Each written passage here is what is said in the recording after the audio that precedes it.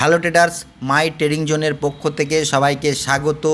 গতকালকের ভিডিওতে বলা হয়েছিল যে মার্কেট যদি নিচের লোকে ব্রেক না করে তাহলে মার্কেট উপরের দিকে যাবে, আর মার্কেট যাবে সেটা কিন্তু 742 পর্যন্ত। মার্কেট নিচের সুইংকে তো ব্রেক করেনি, কিন্তু মার্কেট গ্যাপ ওপেন হয়ে নিচে এসছে, নিচের থেকে ফির উপরে গেছে, আর মার্কেট মোটামুটি গেছিলো 24,670-এর আশপাশ। ওখান থেকে রিজেকশন খেয়ে মার্কেট নিচে এসছে। মার্কেট নিচে এসে পুনরায় এখানে যে একটা এক্সটেন্ডেড 15 মিনিটের যে চার্টে যে একটা এক্সটেন্ডেড যে সাপোর্ট ছিল ওখানে সাপোর্ট নিয়েছে। ওখানে সাপোর্ট নিয়ে মার্কেট আপাতত সাইড বেস টাইপের হয়ে আছে। তো আপাতত যেখানে মার্কেট হয়ে আছে সেটা কিন্তু নো ট্রেডিং জোন এরিয়াতে।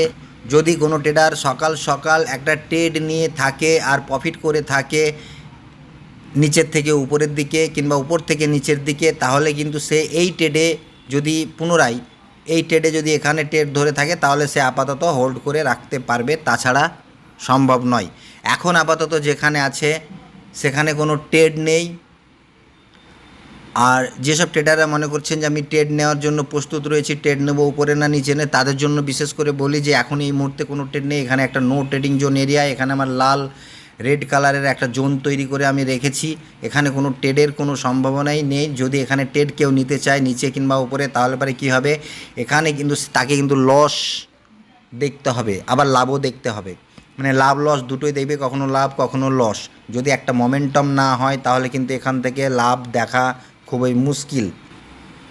এখানে সাইডওয়েজ হওয়ার কারণ হচ্ছে মার্কেট অন ডে ক্যান্ডেলে একটা বুলিশ ক্যান্ডেল তৈরি করার পরিকল্পনা করছে। অ্যাকচুয়ালি মার্কেট এখানে হোল্ড করার পরিকল্পনা করছে, যার কারণে মার্কেট এখানে সাইডওয়েজ হওয়ার চান্সেসই বেশি।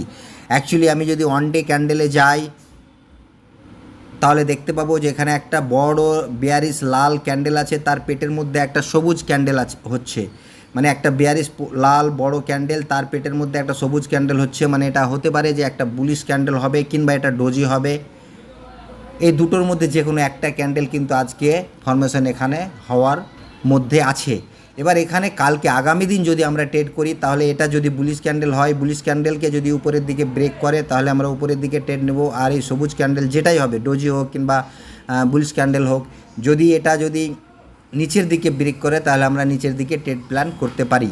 উপরের দিকে যদি আমরা ট্রেড নিই তাহলে আমাদের ফার্স্ট যে একটা রেজিস্ট্যান্স আপাতত পাবো সেটা কিন্তু 24,700-তে একটা রেজিস্ট্যান্স রয়েছে। এখানে যদি ব্রেক দেয় তাহলে একটা সাইকোলজিক্যাল রেজিস্ট্যান্স রয়েছে 24,745-এ কিন্তু।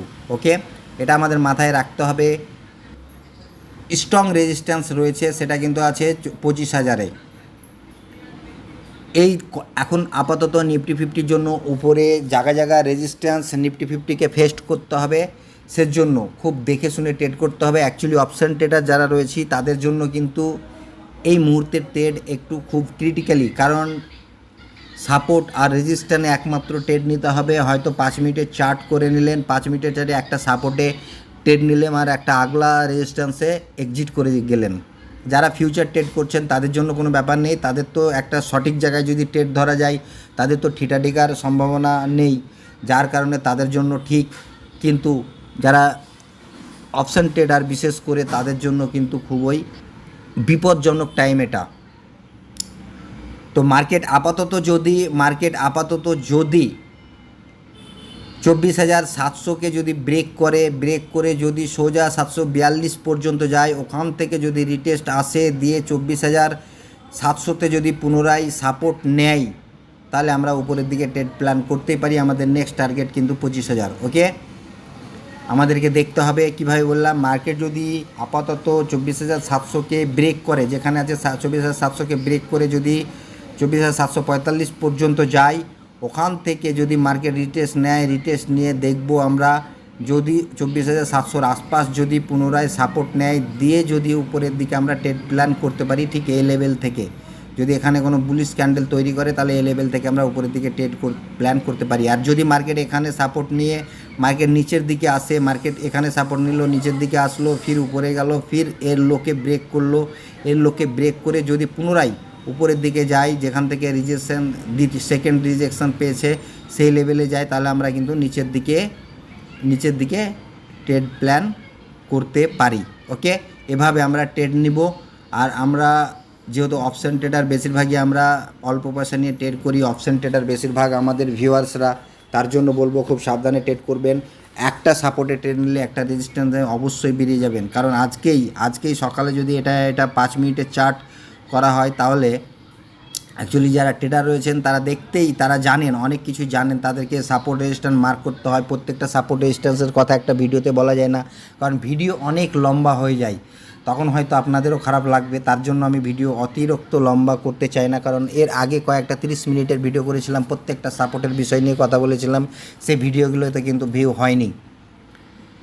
তো এখানে একটা সাপোর্ট ছিল, এটা তো আপনারা সাধারণ ট্রেডার যারা, তারাও দেখতে পাবে এখানে একটা সাপোর্ট রয়েছে। সাপোর্টে একদম এক্স্যাক্ট আমার এই যে ব্লু দাগে টাচ করে মার্কেট নিচে এসছে। এখানেও যে এটা যে কালকের যে সুইং, এখানেও একটা সাপোর্ট জোন তৈরি করেছে, এখান থেকে পুনরায় মার্কেট উপরে গেছে। ঠিক আছে, তো এই সাপোর্টগুলোকে কিন্তু খুব সুন্দরভাবে ফলো করতে হবে, আর সাপোর্ট লেভেল অনুযায়ী আর রেজিস্ট্যান্স লেভেল অনুযায়ী ট্রেড প্ল্যান করতে হবে। অপশন ট্রেডারদের জন্য বিশেষ করে, যারা ফিউচার করছেন তাদের তো কোনো ব্যাপার নেই, আর যারা পজিশনাল ট্রেড করছেন তারা তো বিন্দাস হোল্ড করতে পারেন। তাদের ক্ষেত্রে কি, তারা তো এখানে যদি ট্রেড ধরে থাকেন তারা এক্সিট করেননি, কারণ তাদের মিনিমাম 100 পয়েন্ট নিচে স্টপ লস মারা থাকে। ওকে, তারা মার্কেট যদি এখানে ট্রেড ধরে থাকে, তারা উপরে গেছে, উপর থেকে নিচে এসছে, কিংবা এখানেও যদি ট্রেড ধরে থাকে, তো সারাদিন যদি কনসলিডেট করতে করতে মার্কেট উপরে যায়, তবুও তাদের সমস্যা নেই, কারণ তারা 100 পয়েন্ট অলরেডি স্টপ লস নিয়ে চলে। যারা পজিশনাল, যারা 2 দিন 3 দিনের জন্য ট্রেড করেন, 4 দিনের 5 দিনের জন্য, সপ্তাহের জন্য ট্রেড করেন, তাদের ক্ষেত্রে কিন্তু এটা ওকে। আর আমরা যারা ইন্টারডে ট্রেড করি, বিশেষ করে যারা অপশন ট্রেডার, তাদেরকে বলবো যে সাপোর্ট রেজিস্ট্যান্স অনুযায়ী ট্রেড করুন। ভিডিওটা যদি মনে হয় যে কনফার্মেটিভ, তাহলে অবশ্যই ভিডিওটাতে লাইক দিন, শেয়ার করুন।